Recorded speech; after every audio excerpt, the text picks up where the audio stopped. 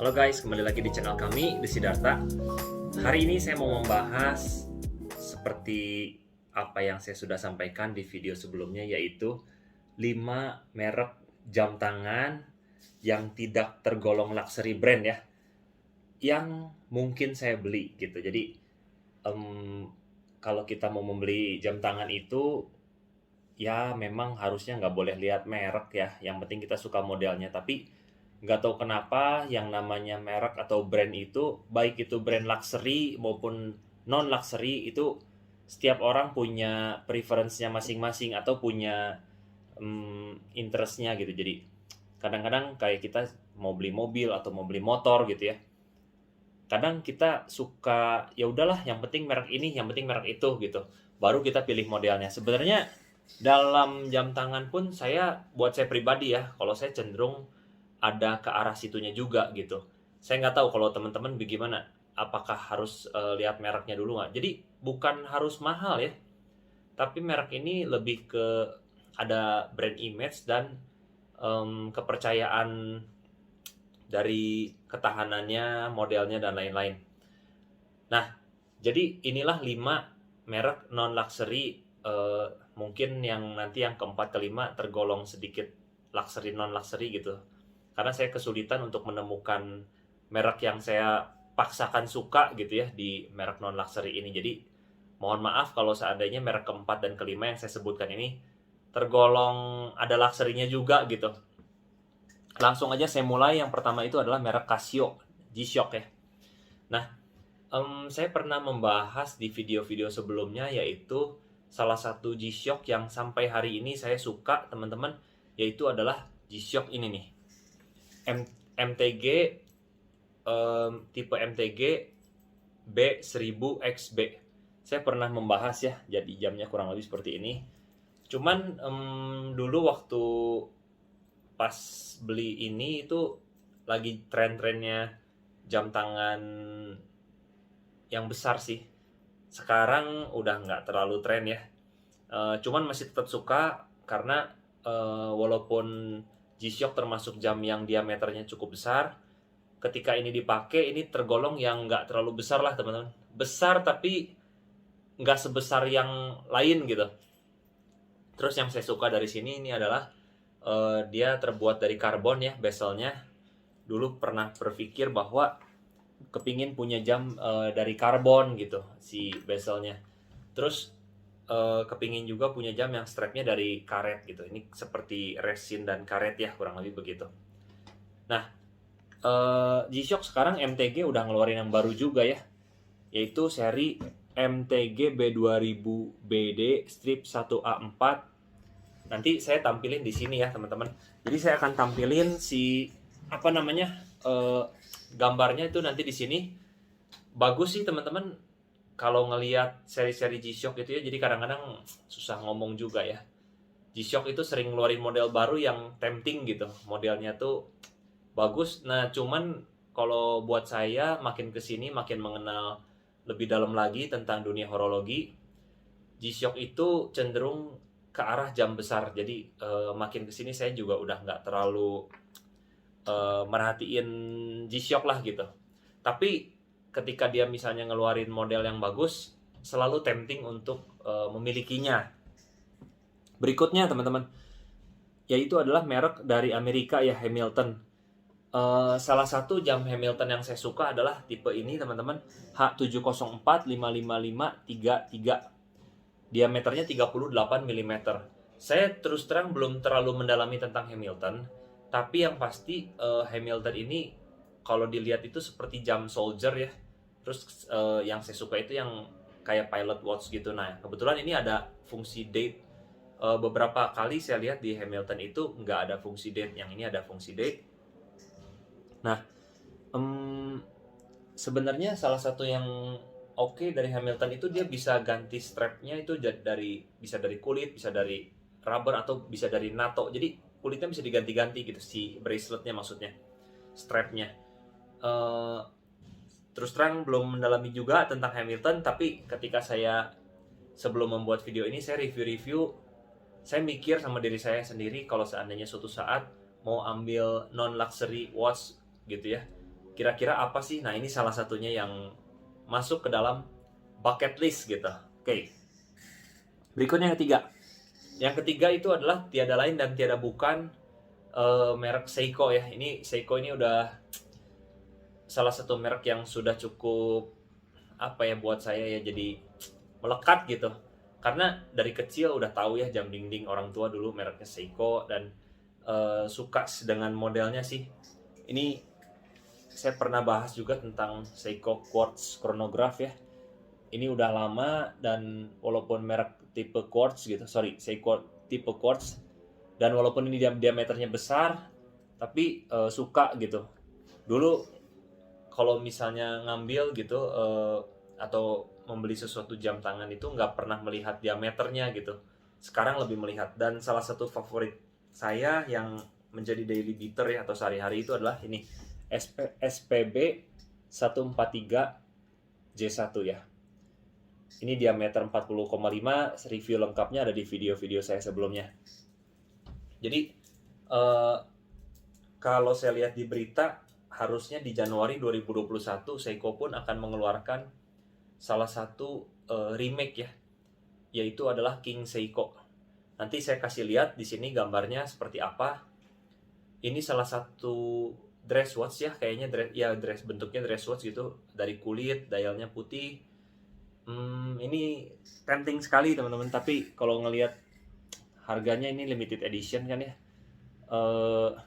kayaknya zaman sekarang kurang bijak untuk ambil yang kayak begini, cuman suka aja gitu. Nanti teman-teman lihat ya, bagaimana menurut teman-teman Januari 2021 ini yang akan keluar King Seiko ini, menurut teman-teman gimana? Apakah worth atau not worth it? Saya pernah ngitung-ngitung, coba nanti dari harganya nanti saya tampilin di sini ya. Menurut teman-teman gimana? Layak nggak? Nah, berikutnya yang keempat ya. Yang keempat, saya review lagi, cek lagi di kisaran harga kurang lebih belasan sampai ke bawah, itu udah nggak nemu ya, yang nggak terlalu nemu yang tergolong non luxury watch gitu.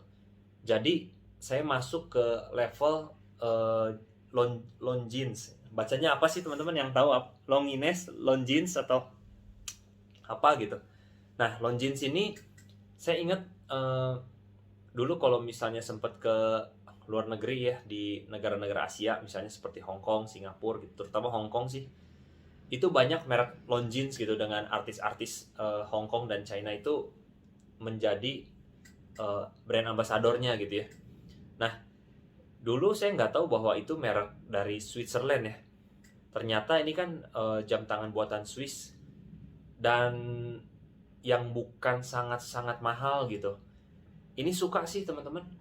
Nah, saya riset, salah satu yang saya suka yang 40 mm diameternya, tapi memang thickness-nya agak sedikit besar, itu adalah yang tipe Longines Master Collection yang ada di sini. Memang dari warna ini biru semua ya.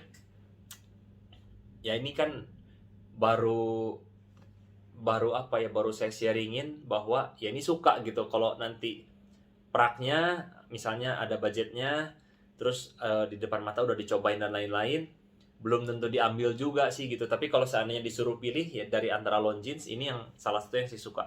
Saya lihat featuresnya itu ada moon phase ya sama chronograph. Tapi kalau dilihat lebih dalam lagi, ini kayak ada annual kalendernya juga. Terus dia stainless steel, dia punya ketahanan air 3 bar, berarti kalau 3 bar itu sekitar 30 meter ya. Sapphire crystal, terus dia punya braceletnya itu lebarnya 21 mm.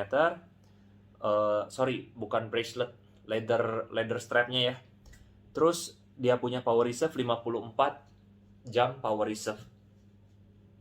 Ya, jadi saya lihat-lihat di Longines ini, kalau seandainya memilih gitu, saya milih yang jam ini dengan komplikasi. Memang mungkin teman-teman berpikir saya senangnya tipe yang rame gitu ya. Jadi ya nggak juga sih sebenarnya, mix gitu. Cuman kalau saya perhatiin, fitur chronograph itu salah satu fitur yang paling saya suka sih dari antara semua fitur yang ada gitu. Nah, berikutnya yang kelima ya. Yang kelima ini juga masuk ke merek yang bisa dibilang nggak tergolong eh, jam non luxury ya, bisa dibilang sedikit luxury juga, karena merek yang kelima itu yang memungkinkan saya ambil itu adalah Tudor. Nah, Tudor ini kan bisa dibilang anak perusahaannya Rolex ya.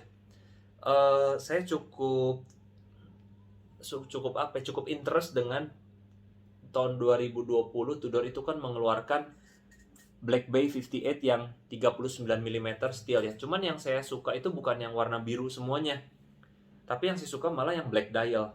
Ada sedikit dual tone, tapi rantainya nggak dual tone gitu. Jadi cuman dual tone-nya itu di marker-markernya gitu. Ini juga dive watch ya, terbuat dari stainless steel, 200 meter tahan kedalaman air ya. Dia punya 70 jam power reserve. Cuman untuk harga, setahu saya ini di atas 50 juta ya.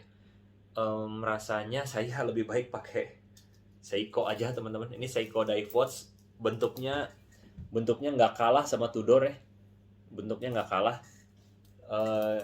Cuman balik lagi kan, ini kan saya lagi membahas 5 merek yang tergolong non luxury brand atau sedikit ada unsur luxury brandnya gitu, yang memungkinkan kalau suatu saat demen itu bolehlah kita ambil gitu. Nah teman-teman, itu semoga yang saya sharingin hari ini bisa bawa manfaat ya buat teman-teman.